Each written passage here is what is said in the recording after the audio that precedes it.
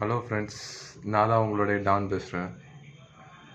அப்புறம் நான் ஒரு சிவில் இன்ஜினியர். சிவில் இன்ஜினியருங்கிறத விட நான் சித்தர்ன்னு சொன்னால் தான் ஃப்யூச்சரில் எல்லோரும் கூப்பிடுவாங்க. அது வேற ஒன்றும் இல்லை, எனக்கு சிரிப்பாக தான் வருது. ஏன்னா நான் இன்னும் அந்த முழு சித்தராகலை. இப்போ என்னதுன்னா, அடுத்தது வீடு ரிலேட்டடான வாஸ்து ரிலேட்டடானது. நான் இப்போ உலகத்தை விட்டு வெளில போயிட்டு வந்தேன்.